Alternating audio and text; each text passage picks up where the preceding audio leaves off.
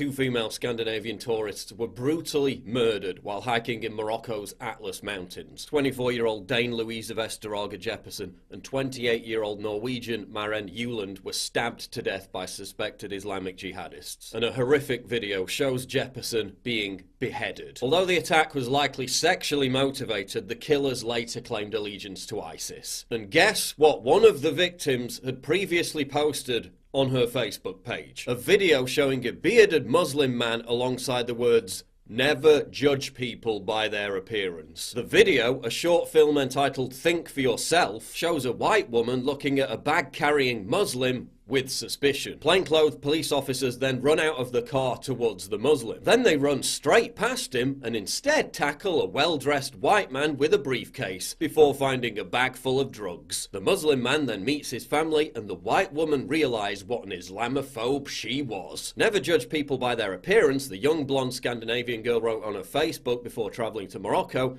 where she was decapitated. This is what the three men who did it looked like. Some people even reported that the mother of one of the victims in Morocco was posting love heart emojis aimed at Moroccans on Facebook just days after her daughter was brutally slaughtered. Swedish news outlets later reported that the rape and beheading carried out by supporters of Islamic State had nothing to do with Islam. And so we observe yet another tragic case of cultural relativism. The idea that a person's beliefs, values and practices should be understood based on that person's own culture rather than be judged against the criteria of another. How many times have we seen ardent progressives visit shithole countries proclaiming love and peace to be universal, only for them to end up dead? Pippa Bacca, the performance artist who said she would hitchhike from Italy to the Middle East to, quote, send a message of peace and marriage between different peoples and nations. Her sister said she thought that in the world there were more positive than negative people, and that it was right to be trusting. When she got to Turkey, what happened to her? Raped and strangled to death. When news of her murder broke, authorities and the media were keen to downplay any connection to Turkey or any connection to the killer's belief system. Amanda Kajira, the liberal activist who travelled to Haiti to raise awareness about violence against women. She said she was, quote, committed to preserving the dignity of black men in a world which constantly stereotypes them as violent savages. What happened to her? Held on a rooftop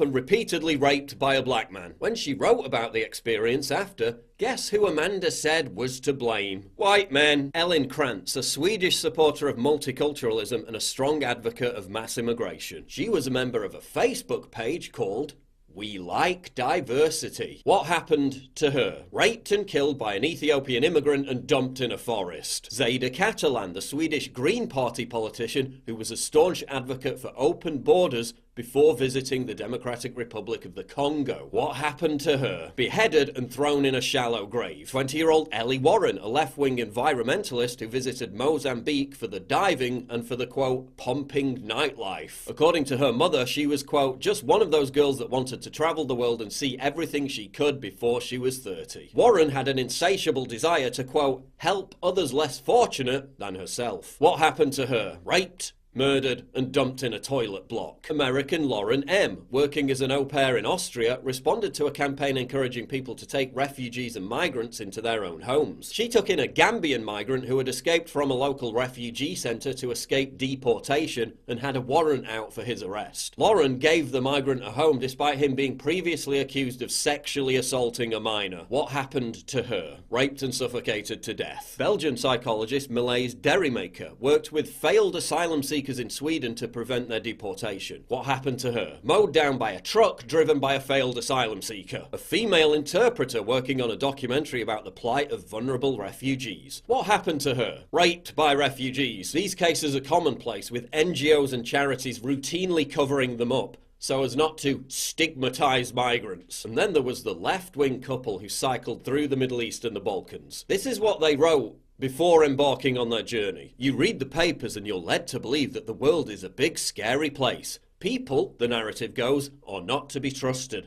People are bad. People are evil. I don't buy it. Evil is a make-believe concept we've invented to deal with the complexities of fellow humans holding values and beliefs and perspectives different than our own. By and large, humans are kind, generous and wonderful and kind. No greater revelation has come from our journey than this. What happened to them? Ran over and stabbed to death by ISIS. Let's explore this case a bit more, because despite what they said, I read their other travel blogs, and in almost every non-European country they visited, they were stalked, harassed and threatened with physical harm. In Morocco, they were followed by weirdos trying to sell them drugs. Called racist for not buying something from a street vendor, pushed off their bikes for refusing to take photos with people, and in one case, the guy was almost squished up against another car while trying to cross the road. The couple were tragically murdered in Tajikistan by Islamic State terrorists as part of a vehicle attack on 7 Western tourists cycling through the Pamir Mountains. The murderers even made an ISIS propaganda tape before the slaughter. So yes,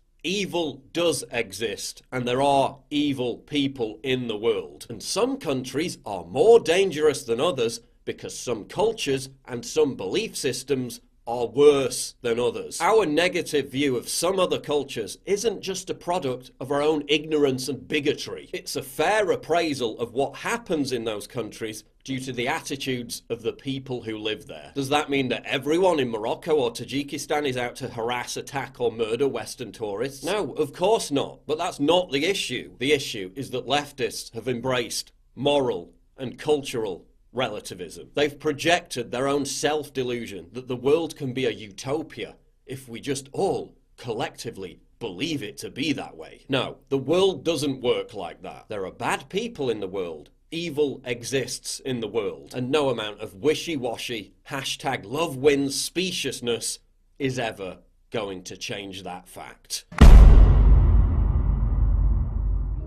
This is a harmonious beat.